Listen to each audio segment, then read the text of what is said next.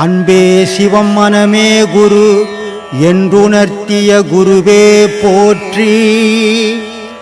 எனக்குள் இறைவனை உணர வைத்த குருவே போற்றி.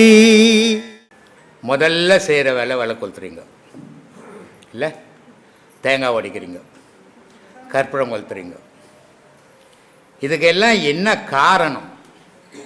அங்கேயே அவன் உயிர் பிரியும் போது அவனை கடவுளாக ஆக்கிட்டீங்க இல்லையா? கற்பூரம் யார் கொளுத்துவாங்க? மனுஷனை கொளுத்துவாங்களா? கடவுளுக்கு தானே கொளுத்துவாங்க. விளக்கை யார் கொளுத்துவாங்க? கடவுளுக்கு தானே கொளுத்துவாங்க. ஒரு மனுஷனுடைய உடல்லேருந்து உயிர் பிரியும் போது அந்த கடவுள் வாழ்ந்த உடல் இது அப்படின்ட்டு அவன் தலைமாட்டில் பசும் சாணியை வச்சு குத்து விளக்கு காமாட்சி அம்மா விளக்கு வச்சு விளக்கை கொளுத்தி தேங்காவை உடைச்சி வைக்கிறீங்க. இது வரைக்கும் அவர் நல்லவராகவும் கெட்டவராகவும் வாழ்ந்திருக்கலாம்.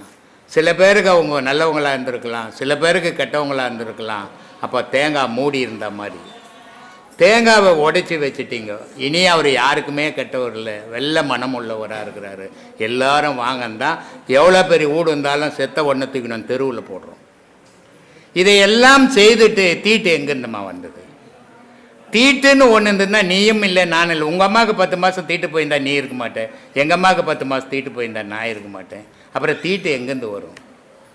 தீட்டுன்றது மனசில் இருக்குது. அந்த 16 நாள் 22 நாள் எல்லாம் கிடையாது. அது அவங்க செத்தவங்களுக்கு சாயங்கம் செய்யுது. நீ கோவிலுக்கே போகலாம், தப்பே கிடையாது. தெய்வத்தை வழிபடலாம். செத்தவன் நான் ஒவ்வொரு வீடியோவிலும் சொல்ற மனிதனுக்குள்ள தெய்வம் இருக்கிறான்ட்டு எல்லாம் அந்த மாதிரி நானே இது ஆதியிலேருந்து இந்த மாதிரி பயமுறுத்தி வச்சுட்டாங்க. இதெல்லாம் நீங்கள் மாட்டாதீங்க. கடவுள் ஒரு பொருள், அதனுடைய வாக்கு மட்டும்தான் பலிக்கும். மனுஷன் சொல்கிறதெல்லாம் பலிச்சிடாது. அதனால் கடவுளை வழிபடுங்க, கடவுளை நம்புங்க. கடவுள் தான் முடிவெடுப்பான். நமக்கு 1000 எண்ணங்கள் வரும், முடிவு வந்து தான். அதனால் அந்த முடிவு தான் நடக்கும். அதனால் இது தீட்டு அது தீட்டு, இங்கே போகலாமா அங்கே போகலாமா, இதெல்லாம் நினைக்கவே கூடாது. என் செயல் செய்கிறேன், இறைவா என்னுடைய பாதையில் நான் பயணம் பண்ணுறேன். இது நன்மையோ தீமையோ எனக்கு தெரியாது, எல்லாம் உனக்கு தான் தெரியும் அப்படின்ட்டு அந்த பயணத்தை பண்ணிங்கன்னா உங்களுடைய வாழ்க்கை நிம்மதியாக இருக்கும், சீராகவும் இருக்கும். அவன் சொன்னான் இவன் சொன்னான் இங்கே போகக்கூடாது அங்கே போ. செத்துட்டா இப்போ பார்பர் ஷாப்புக்கு போய் முடி வெட்டிங்கன்னா உள்ளே வராத குளிச்சுட்டு வாணுவாங்க. ஏன் பார்பர் தொட்டா? நான் மனுஷன் இல்லை, மனுஷன் தானே. அவன் தொட்டா உனக்கு என்ன தீட்டு வந்தது? அது தீட்டுக்காக சொல்லப்பட்டதே இல்லை. இந்த முடி உடம்பெல்லாம் இருக்கும், நீ வீட்டு உள்ள வந்தால் ஊடெல்லாம் எறியும், சாப்பாட்டில் பட்டுரும், சாப்பிட்டீங்கன்னா பேதி ஆகும். அதனால் குளிச்சுட்டு உள்ள வான்னு சொன்னான். அதனால் ஒரு மனுஷனை தாழ்த்தியோ ஒரு மனுஷனை உயர்த்தியோ மனிதனே கிடையாதுமா. மனசு அது மாதிரிலாம் பண்ணுது. எல்லா மனிதனும் உலகத்தில் பிறந்தவன் அத்தனை பேரும் உயர்ந்தவன் தான். எல்லா மனிதனும் ஒரு காரணத்துக்காக தான் இந்த உலகத்தில் ஜனனம் பண்ணிக்கிறான். இறைவன் ஒவ்வொரு மனிதனுக்கும் ஒவ்வொரு வேலையை கொடுத்துருக்குறான். அந்தந்த வேலையை செய்துட்டு அவன் கொடுத்த இடத்துக்கு போய் சேரணும். அந்த சேர்ற பாதையை தான் நம்ம காட்டின்னுக்கிறோம். அதை சீரான முறையில் பயன்படுத்துங்க. இதில் ஜாதி மதம் குலம் கோத்திரம் எதுவுமே கிடையாது. இறைவன் நிஜம், நீ நிஜம். 2 பொருள் தான் நிஜ பொருள், மீது எல்லாம் பொழிய மாதிரி பொருள். உன் புள்ள உன்னை விட்டு விழுகும், உன் புருஷன் உன்னை விட்டு விழுகும், உன் அண்ணன் உன்னை விட்டு விழுவோம், உன் தம்பி உன்னை விட, உன் தாய் உன்னை, எல்லாரும் வந்தோம், எல்லாரும் இப்போ நீ யாரோ நான் யாரோ. இப்போ நீ நான் சந்திச்சுக்கிறோம், உறவாக இருக்கிறோம். திருப்பி சாயந்தரம் பிரிஞ்சிட போகிறோம். இது சாயந்தரம் பிரிகிறோம். உறவுன்னு வாழும்போது அது கொஞ்சம் நாளில் பிரிகிறோம், இவ்வளோதான் வித்தியாசம். ஆனால் பிரிவுகள் எல்லாருக்கும் உண்டு. கணவனாக இருந்தாலும் பிரிவு உண்டு, மனைவியாக இருந்தாலும் பிரிவு உண்டு, தாயாக இருந்தாலும் பிரிவு உண்டு, தந்தையாக இருந்தாலும் பிரிவு உண்டு. ஆனால் தனித்தே பிறந்த உலகத்தில் தனித்தே வாழ்ந்து காட்டணும். உனக்கு இறைவன் சில கடமைகளை கொடுத்துருக்குறான், அந்த கடமையை நீ செய்துட்டு போய் சேரு. அது மாதிரி ஒவ்வொரு மனிதனும் அவன் கடமையை சீராக செய்யும்போது உலகம் நல்லா இருக்கும், நம்மளும் நல்லா இருக்கும். நிம்மதி ஒன்று தான் உன்னுடைய செயல் நல்ல செயலில் கிடைக்கும், தீய செயலில் துன்பம் தான் கிடைக்கும் மனசுக்கு. அந்த நிம்மதி தர செயல்களை செய்யுங்க, தெய்வத்தை வழிபடுங்க. அது என்றைக்குமே வீண் போகவே போகாது. இன்றைக்கி துன்பப்படலாம், நாளைக்கு இன்பத்தை கொடுக்கறது கடவுள் வழிபாடு மட்டும்தான். அதில் இருக்கிற நிம்மதி வேறு எதுலேயுமே கிடையாது. அதை உணரணும். உணர்ந்தீங்கன்னா எல்லாரும் அனுபவிப்பீங்க. கடவுள் இருக்கிறான். நல்லவனாக இருந்தாலும் தீயவனாக இருந்தாலும் நல்லவனுக்கு தேவையான நேரத்தில் கொடுப்பான். ஆனால் மனிதனுடைய அவசரம் அப்போவே ஓணும்னு விரும்புகிறோம் நம்ம. ஒரு தாய் ஒரு குழந்தை அழுகுது, பால் இல்லை, பால் வாங்கின்னு வந்து காய்ச்சி கொடுக்கணும் குழந்தைக்கு. ஆனால் அது குழந்தைக்கு தெரியாது. குழந்தை பசிக்கு கத்திக்கினே இருக்கும். ஆனால் நீ இவ்வளவும் செய்து தான் அந்த குழந்தைக்கு பால் கொடுத்து பசி ஆற்ற முடியும். அதே மாதிரி நம்ம மனுஷன் என்ன பண்ணுறோம், குழந்தை மாதிரி நம்ம கடவுள்கிட்ட நம்ம நினைக்கிறதெல்லாம் அப்போவே கிடைக்கணும்னு நினைக்கிறோம். ஆனால் கடவுள் தாய் மாதிரி எப்போ கொடுக்கணுமோ அப்போ கொடுப்பான். யாருடைய உழைப்பையும் இறைவன் தொடர்றதே கிடையாது. நீ உன்னுடைய உழைப்பு உனக்கே சொந்தம். நான் செய்த நன்மை எனக்கே சொந்தம், நீ செய்த நன்மை உனக்கே சொந்தம். இதை வேற யாருக்கும் போகவும் போகாது. நீ செய்த பாவம் உனக்கே சொந்தம், நீ செய்த புண்ணியமும் உனக்கே சொந்தம். இறைவன் யாருடைய உழைப்பையும் தொடர்றதே கிடையாது. அப்படிப்பட்ட இறைவனை மனசில் சுமங்க. உங்களுக்கு துன்பத்திலேருந்து நீங்கள் வெளியே வந்துடுவீங்க. எதுவுமே எந்தில்லை. ஒரு பெரிய கோடீஸ்வரன் 100 கோடி ரூபாய் வச்சுக்கிறான். ஒன்றுமே சாப்பாட்டுக்கு வழி இல்லாத பிச்சை எடுத்து சாப்பிட்றான். அந்த பிச்சை எடுத்து சாப்பிட்றவனும் ஆழாக்கரிசி சோறு தான் துண்ண முடியும். நான் 100 கோடி வச்சுக்கிறேன்னு ஒரு மூட்டையாக துண்ண முடியும்? முடியாது. ஒரு ஜான் வயிறு உலகத்தில் இறைவன் படைத்து கொடுத்துக்கிறான் நமக்கு வாழட்டு. வாழ்ந்துட்டு விட்டுட்டு போகணும். எதுவும் நமக்கு இங்கே உரிமை இல்லை. இது வரைக்கும் உரிமை கொண்டாடி எவனும் எதையும் எடுத்து போனதும் கிடையாது. பெரிய பெரிய மன்னர்கள், பெரிய பெரிய ராஜாக்கள், பெரிய பெரிய பணக்காரர்கள் யாரும் ஒரு பிடி மண்ணை கூட தொட்ட முடியல. இறைவன் நமக்கு வாழ வகுத்து கொடுத்துக்கிறான். நம்ம நிம்மதியோடு வாழ்ந்துட்டு போகணும். அந்த கடவுளை சுமந்துக்கணும் போகணும். அவன் இட்ட வேலையை நம்ம தட்டாமல் செய்துட்டு போகணும். அதுதான் கடவுள் வழிபாடு. அவ்வளோ பெரிய மகானோட ஒரு ஞானியோட சீடர்கள் நாம். இதை சொல்லும்போது நமக்கு ஒரு கர்வம் வேணும். நான் யார் தெரியுமாடா அப்படின்னு சொல்லக்கூடிய அளவுக்கு நம்ம அந்த சீடன்ற மனநிலையிலேருந்து மாறக்கூடாது. நாம் எல்லாரும் சீடன் தான். ஒரு நாளும் குருவாக முடியாது.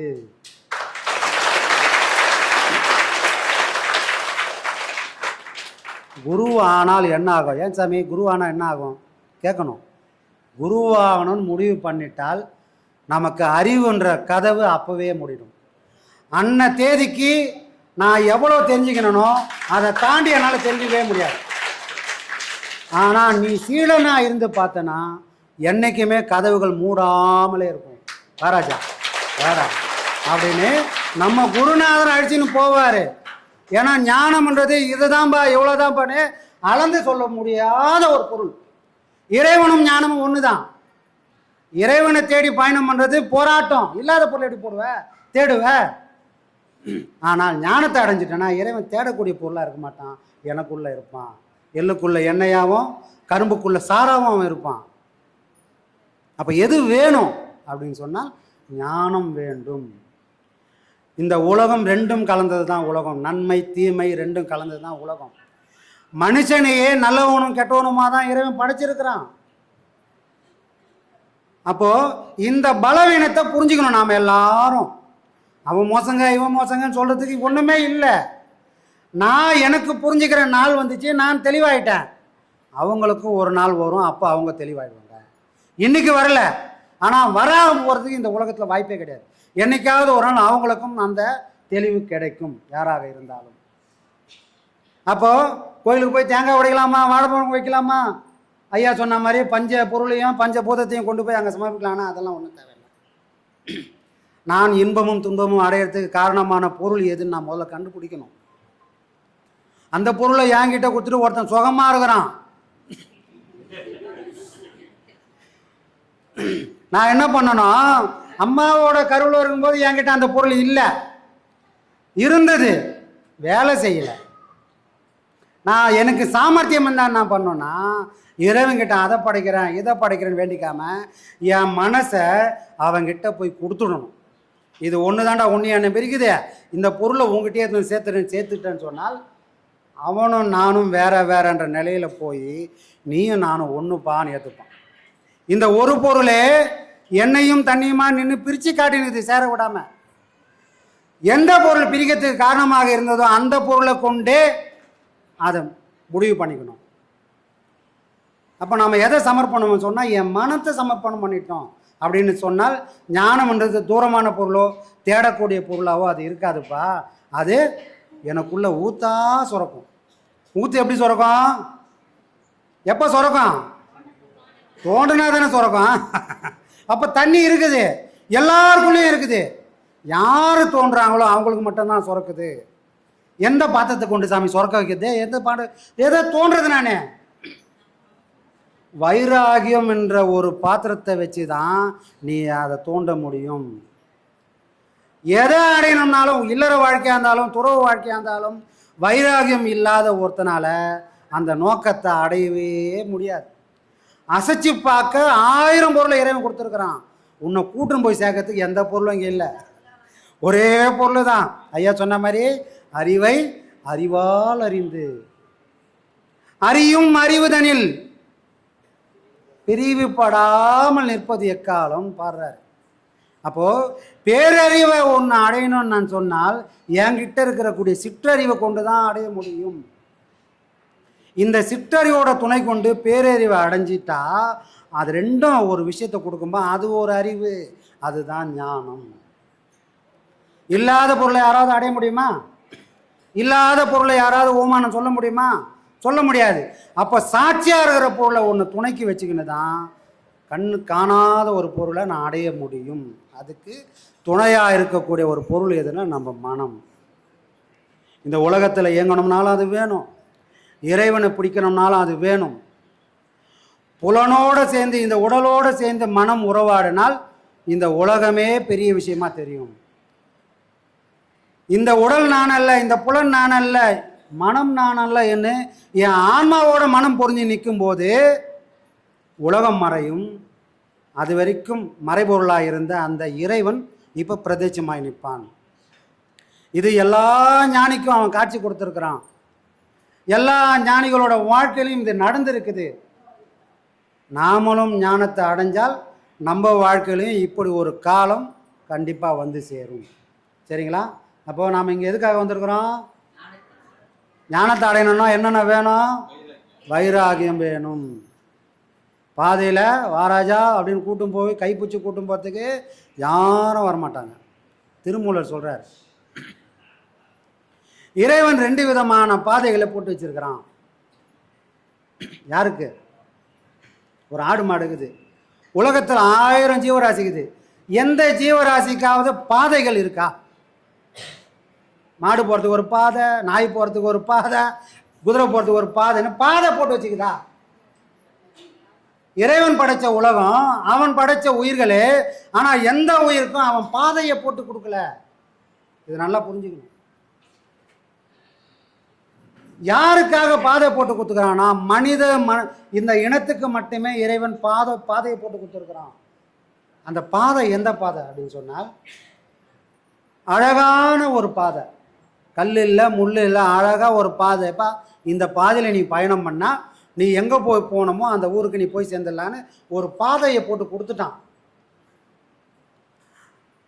அதோடு அவன் விடலை. இதுதான் அவனோட ட்விஸ்ட்டு.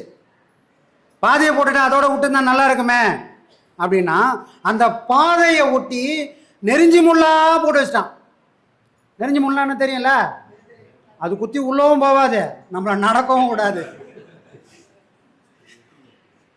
இந்த பாதை அழகான பாதையை போட்டு இந்த பாதையை ஒட்டி நெறிஞ்சி முள்ளா தூவி விட்டுட்டான். எதுக்காக தூவி விட்டான்னா, இதுதான் பாதை, நீ பயணம் பண்ணனா ஊருக்கு போய் சேருவ. இந்த பாதையில் இந்த சத்தியத்தில் நீ தவறுன்னு சொன்னால் எங்கே போய் காலை வைப்ப? நெறிஞ்சி முள் உன்னை குத்துண்டா. இந்த உலக வாழ்க்கையில் நீ எப்படி பயணம் பண்ணணும்னு நாங்கள் இறைவன் போட்டு காட்டுறோம். யாருக்காக? நமக்காக.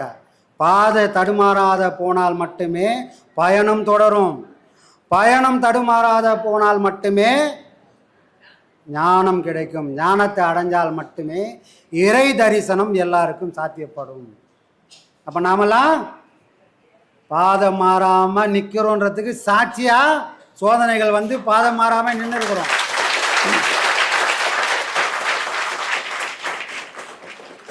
இது எல்லாம் ஏதோ ஒரு மகான் சொன்னது இல்லை. இந்த மகான் நம்ம வாழ்க்கையில் அதெல்லாம் சொல்லிக் கொடுக்குறாரு.